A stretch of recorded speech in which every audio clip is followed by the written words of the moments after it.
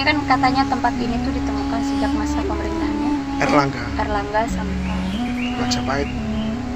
Majapahit. Iya. Ini masih masuk kawasan Majapahit waktu itu. Gini Mbak, kan itu kan beda zaman juga, beda era kan. Kalau dikatakan waktu kepemimpinan Erlangga di sini juga masuk, dan ini juga masih sebuah misteri juga Mbak. Ketika waktu era Majapahit juga Jombang ini juga wilayah Majapahit juga gitu.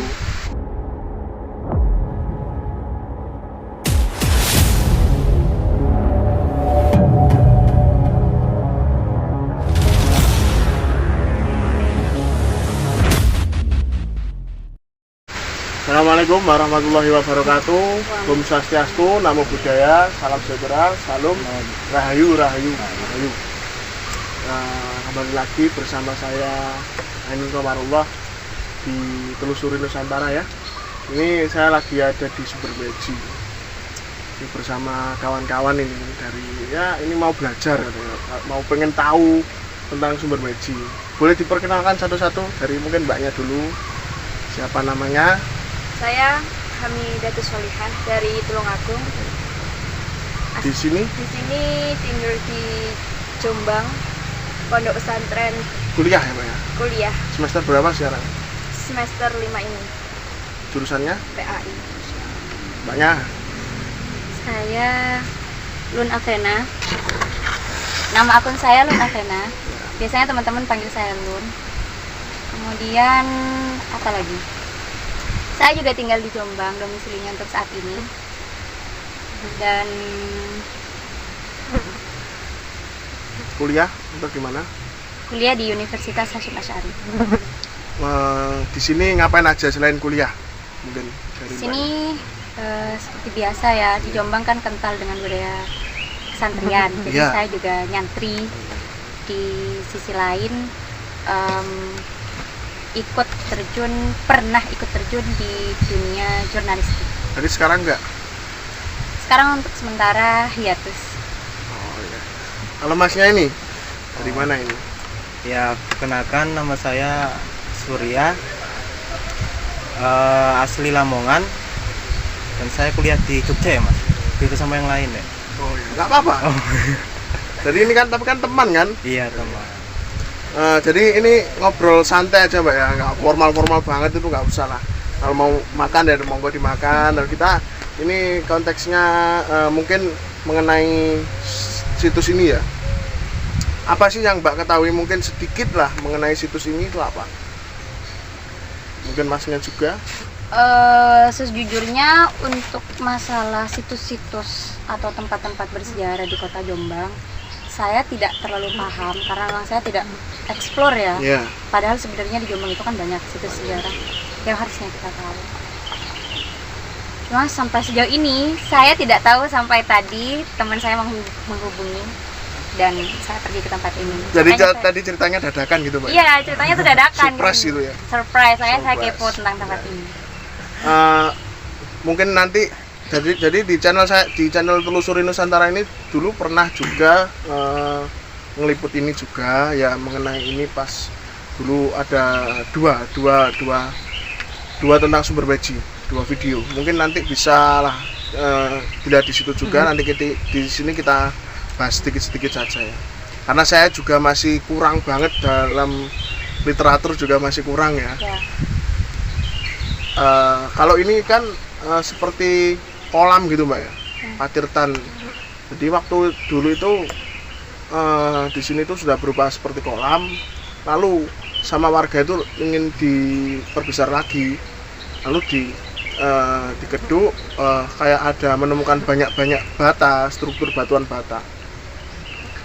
Dikeduk lagi loh, kok menemukan banyak banget, akhirnya melapor ke pihak-pihak yang mengatasi hal-hal yang seperti ini, seperti di BPJB. Nah, akhirnya di ekskavasi, terus akhirnya menemukanlah seperti ini sampai 2 kali nih Mbak. Dan pokoknya gimana ya, Sumber Beji itu kalau menurut saya itu kita bisa melihat teknologi waktu itu tuh sangat besar sekali. dimana orang-orang bisa membuat saluran irigasi yang keren lah, yang wow. Ini juga kan masa kepemimpinan kerajaan Erlangga. Ini sampai Majapahit sih, kemungkinan sampai Majapahit juga. Cuma disinyalir waktu itu terkena bencana letusan Gunung Kelut, akhirnya kan ditutup. Makanya di sumber-sumber seperti kitab-kitab kakawin itu yang seperti Negara Kertagama, Pararaton, Sutasoma itu kan nggak disebutkan. Nah, jadi ya sampai menemukan gambar Garuda Wisnu juga dengan Jaladwara. Tahu Jaladwara? Ya. Jaladwara itu merupakan pancuran, Mbak. Pancuran air di sebuah kolam atau patirtan atau sendang. Nah, Jaladwara ini ditemukan banyak banget dengan struktur yang beda, dan kemungkinan itu ada di beberapa masa-masa kerajaan seperti Erlangga, Majapahit, Sosari gitu. Ya gitu sih, mungkin mbaknya belum pernah sama sekali ya di Madura, mungkin di mana di Tulungagung menemukan situs ya, pernah berkunjung, berwisata gitu. Pernah mungkin ya. Dulu waktu KKN saya pernah ada pengalaman di Sendang Made. Oh, Sendang Made ya. Ya, Sendang Made meskipun saya tidak tahu karena saya menanyakan asal usul atau Sendang Made itu tuh sebenarnya apa. Ya. Bahkan orang Jombangnya sendiri itu menjawab bahwasanya di situ tuh tempat sebuah kolam di mana biasanya warga meletakkan suatu sesajen. Sesajen ya. Entah untuk upacara apa saya juga nggak paham, karena memang sebagian teman-teman saya juga banyak yang nggak paham. Sebatas itu saja pengetahuan saya. Mungkin mbaknya Nanti belum pernah ya. Kalau Mas Surya Pengalaman Nandiai Mas secara kuno. Oh iya Mas. Kalau saya untuk Jombang sebenarnya ada Mas, cuma saya lupa nama. Iya. Dan yang baru-baru ini kan di sini Ya. Sumber beci. Untuk wilayah lain yang di Kediri itu mengenai Candi Surawana dan Tegawangi. Oh iya. Nah, ya untuk dalam lingkup Jawa Timur sementara itu Mas. Terus itu dapat apa aja ketika mengunjungi? Maksudnya dapat mengenai pengetahuan apa gitu? Ya pengetahuan saya dikit ya Mas. Dikit ya. Iya. Seperti apa? Seperti ya dalam kacamata saya sendiri ya, Ya. melihat sebuah candi atau sebuah cagar budaya, dalam perasaan saya itu menyimpan bangga Mas, bangga, haru, sekaligus dapat merasakan tersirat lah mengenai makna-makna dalam masa itu. Oh iya. Seperti itu tadi, sebuah pesan tersendiri lah.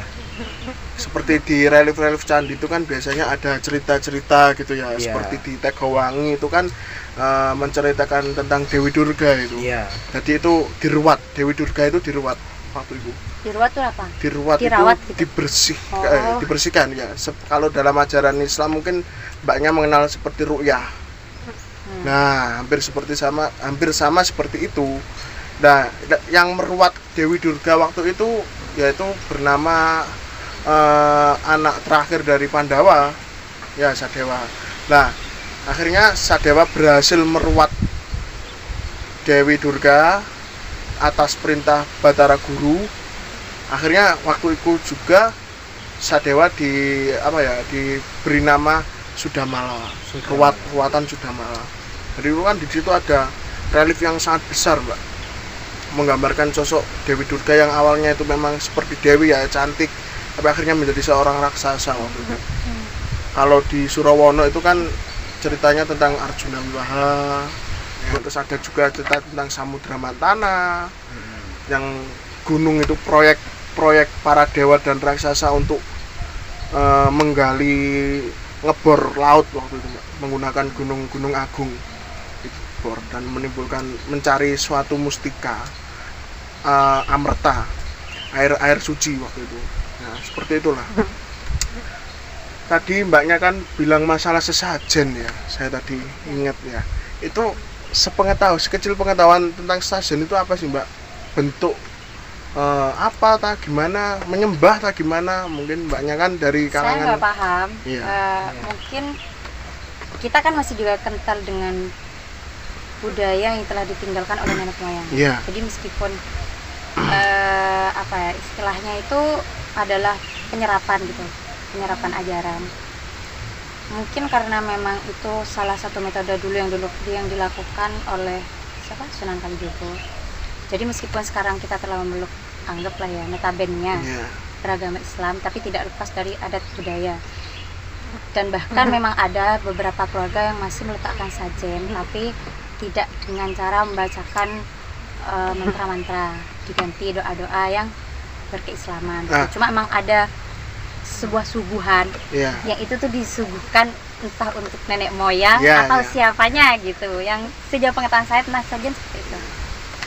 Kalau perbedaan antara mantra dengan doa itu apa sih Mbak?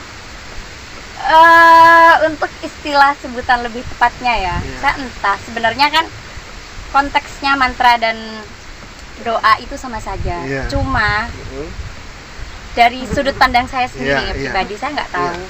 Menurut ilmu pengetahuan saya nggak tahu. Secara ilmiahnya saya juga nggak paham. Cuman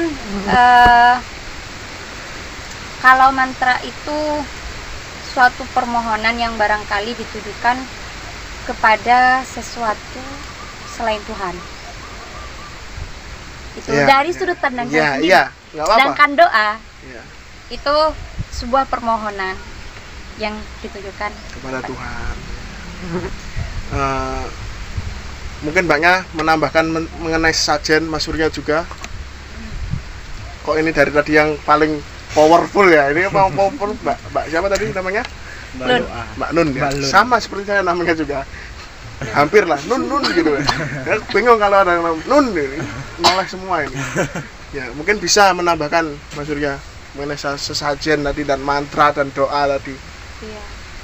Ya, Kita itu berbagi pengalaman aja. Nah, iya ini Berbagi sharing-sharing memang. pengalaman, sharing pernah ngalami apa gitu ya. Enggak Iya. apa-apa. ya saya cuma nambahin sedikit aja ya Mas Iya. mengenai apa ya mantra dan doa. Doa. Menurut saya itu antara mantra dan doa itu fleksibel aja sih Mas. Bisa diartikan positif masuk dan untuk negatif pun bisa masuk. Karena Iya, apa? Ya tergantung perspektif kita untuk memahaminya itu gimana dengan lingkungan dan keadaan tertentu. Ya misalkan dalam suatu wilayah menyimpan sebuah tradisi yang sekiranya jarang sekali ditemui. Nah, maka dari itu kan menimbulkan sebuah kontroversi, Iya. bisa dibilang gitu. Iya. Dan akhirnya disikapi sebagai kebijakan yang negatif. Nah, sedangkan sebaliknya lagi itu berbau positif. Nah, menurut saya mengenai sesaji ya Mas ya tadi. Ya saji. Atau mantra dan doa. Ya sesajen, mantra dan juga doa. Ini kan ada hubungan itu. Oh iya. Untuk menurut saya mantra dan doa itu sebenarnya sama aja sih Mas. Cuma perbedaannya doa ini mungkin ya lebih praktis daripada mantra. Karena mantra ini kebanyakan yang saya tahu untuk bersinambungan langsung kepada yang Tuhan melalui Proses. iya proses dalam berupa wujud maupun tidak berwujud. Empiris non empiris gitu ya. Yes, thank you. Nah, sedangkan untuk doa sendiri itu beda lainnya. Kayak seperti itu sih Mas. Seperti itu. Mungkin saya menambahkan ya, sepengetahuan saya juga ini. Iya. Kalau seperti sesajen, Pak. Seperti menurut saya itu sesajen itu adalah bentuk penghormatan sih, paling simpelnya itu gitu. Tapi ya ini memang zaman ini sudah bertambah ya, dan kita sudah banyak mengenai konotasi mengenai hal-hal seperti itu memang sudah negatif. Ya. Stigma mengenai sesajen, mantra itu memang negatif. Ya karena istilahnya memang karena istilah yang cenderung kayak didengar ini dengan konotasi itu berbau mistis, magis gitu toh. Padahal enggak, Mbak. Dalam sesajen itu memang ada hal-hal tersendiri di situ. Seperti ketika ajaran Sunan Kalijaga pun juga memakai sesajen. Karena tahu pada waktu itu masyarakat Jawa itu memang menghormati para leluhurnya, seperti mereka itu beranggapan, bahkan seperti kepercayaan animisme dinamisme itu kalau menurut beberapa pakar sejarah itu bukan yang tepat, tapi orang Jawa itu cenderung ke arah kapitayan, penghayat, kepercayaan gitu. Lah, mengenai sesajen itu ya bentuk penghormatan, di mana di situ ada barang-barang tertentu seperti kopi, terus bubur merah putih, tumpeng tanpa hewan yang bernafas, yang tidak ada hewan bernafasnya, terus wah banyak lah. Apalagi ketika acara-acara besar seperti larung ya, itu ada kepala sapi, juga kepala kambing, terus jarik dengan motif-motif tertentu. Itu sebenarnya makna sih Mbak, simbol. Dalam arti kita hanya menghormati. Kalau dalam ajaran Islam mungkin seperti hablum minal alam ya, hablum minal alam, hablum minan nas, hablum minallah ya, mungkin gitu ya. Kebanyakan santri-santri mungkin kalau saya salah bolehlah dibenarkan. Betul. Ya. Seperti kalau mantra dan doa itu sama Mbak. Hanya saja betul karena maksudnya tadi kita lihat prosesnya gimana. Kita sama aja ketika kayak doa ya, walaupun tujuannya kepada Tuhan, tapi contoh misalnya maksudnya sama saya satru lah, bermusuhan, saya nggak terima, saya doakan, oh kita nongon, oh tak dongakno ngene-ngene, itu kan juga doa ya, itu gimana kalau kan juga negatif. Jadi kalau dipergunakan di suatu yang tepat ya, itu maka menjadi hal positif. Tapi kalau digunakan di suatu yang tidak tepat ya jadilah negatif, seperti mantra juga gitu sih kalau menurut saya. Jadi ya kayak sajen tuh ya banyak sih. Dulu saya juga sempat kaget loh Mbak, ini wong-wong ki ya apa tuh guys, sesajen ki ya kayak apa ya, masuk wit disembah, ngono disembah kan gitu konotasi saya dulu waktu belum tahu sama sekali. Tapi ketika saya mencari tahu ya tahu ya ternyata ada makna-makna tersendiri di dalam itu. Filosofi ini banyak banget ketika sesajen itu kayak dupa. Bahkan ketika mereka membaca doa-doa, mantra-mantra itu tadi, itu juga ada penyebutan seperti kopi, dupa, ini bunga ini disebutkan satu persatu, seperti ibaratnya di absen gitu ya, mungkin seperti itu. Iya, sama sebenarnya kan seperti sedekah laut, Lah, saya tuh menemukan fenomena itu mesti kental banget di Jawa Tengah. Oh, Jawa Tengah ya. Di Jawa Tengah, di Sarang, dan itu dan kebetulan kan pengasuh pondok pesantren saya itu adalah loyal, apa ya? Orang yang menghargai, moderat gitu ya. Orangnya moderat.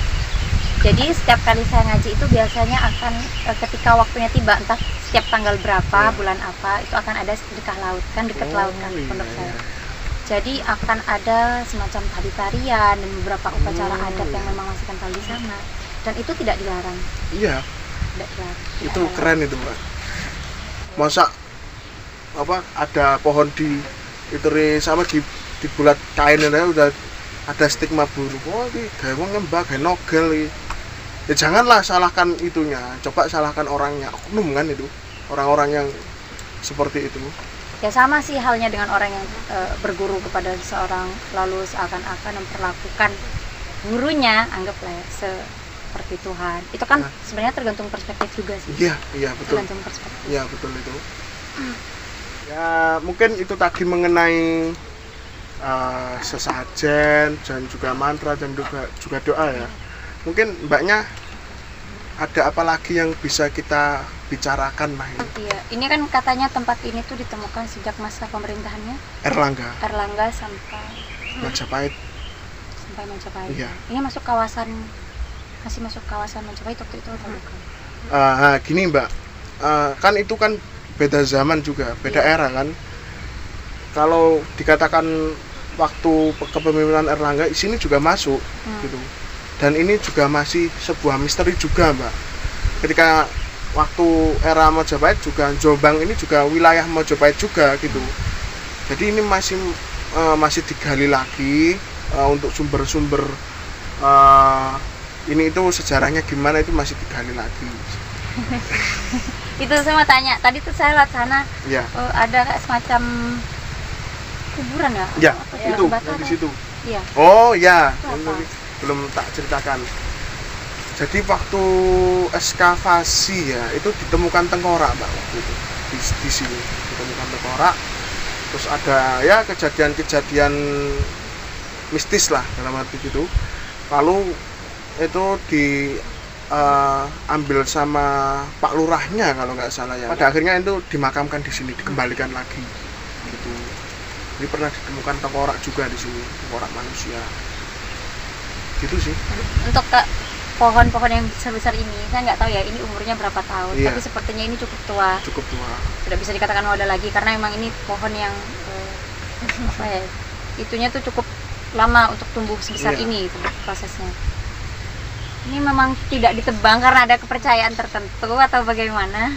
Ya, kalau kita logikakan ya, mungkin ketika kita duduk di sini, ketika ada pohon-pohon ini kan rasanya kan rindang, enak, sejuk toh. Nah, terus ya ngapain ditebang gitu loh. Dan juga nanti hubungan antar makhluk di sekitar kita. Kita kan hidup ini kan berdampingan, tidak hanya manusia saja, juga ada hewan, pohon, juga ada makhluk-makhluk lainnya gitu toh. Nah, terus gimana kalau ada yang mereka yang di situ terus kita tebang, terus gimana nasibnya? Kan ya nggak enak. Ketika kita punya rumah kita digusur, apa kita nggak marah? Kan gitu toh Mbak. Iya. Kalau kita logikakan gitu loh, ya toh, bener toh. Nah itu sih kalau menurut saya loh. Dan ini pun juga pohon tua gitu, dan jarang-jarang juga ada pohon setua ini ditemukan gitu. Secara logikanya gitu kan ya, nggak barangkali kan memang ada kepercayaan dari warga setempat. Ya mungkin ya ada Mbak, jelas ya, Jadi kan jelasnya ya ada, mungkin loh ya. mungkin Saya saja. juga nggak belum begitu tahu. Soalnya ada memang di daerah saya itu beberapa pohon yang tumbuh lama dan memang tidak diperbolehkan ditebang karena kepercayaannya kalau misalkan pohon itu ditebang nanti penghuninya bakalan marah dan mengusik warga setempat. Dan memang kenyataannya entah itu karena kepercayaan beliau-beliau yang di sana ketika pohonnya ditebang memang benar-benar ada insiden. Tapi kita mungkin seperti kita ini ya, kita generasi milenial cukup menanggapi dengan positifnya itu buat kehidupan sehari-hari aja lah. Ketika pohon setua ini ditebang ya buat apa gitu loh, kan ya kasihan gitu. Kita juga harus menjaga lingkungan sekitar loh agar tidak ada bencana, kan mungkin gitu. Itu loh Agung itu ada Mbak, daerah Wajak Mbak. Wajak Ya Wajak Kidul. Sebenarnya dia tuh Wajak ini loh apa Kensis namanya, itu. dia tuh juga bisa ngomong, Nah, ngobrol. Iya. Mungkin Cuma masih malu. Iya, nggak mungkin juga nggak terbiasa di forum kayak gini. Udah pernah di mana aja Mbak ke Wajak? Wajak ikan sis mana ya? Kota tuh. Candi-candinya kan banyak di situ Iya. juga. Candi. Yang paling terkenal ini Sanggrahan sama Gayatri gitu ya. Iya kayak Gayatri. Gaya, 3 gaya itu. Katanya kan Gayatri. gitu orang aku. Ya mungkin sampai sini aja ya. Kita ngobrol-ngobrolnya ini cukup ya Mbak ya. Cukup. Ya, kita lanjut ngopi-ngopi santai Iya. tanpa diliput. Ya terima kasih buat mbak-mbaknya juga, Mas Surya ini tadi telah mau gabung lah istilahnya ya, Iya. gabung bersama Telusuri Nusantara. Ya cukup sekian, matur suwun pada dulu-dulu semua telah melihat dan mendengarkan konten kami kali ini. Semoga bermanfaat. Dan juga jangan lupa dukung terus channel kami dengan cara like, subscribe, komen, dan juga share. Semoga channel kami terus bermanfaat dan agar bisa menelusuri seluruh Nusantara ya, ke Tulungagung, ke Jogja, ke Madura juga ya, pasti kayak. Ya, Ditunggu. terima kasih. Assalamualaikum warahmatullahi wabarakatuh. Om Swastiastu, Namo Buddhaya, Salam Sejahtera, Salam Rahayu, Rahayu, Rahayu.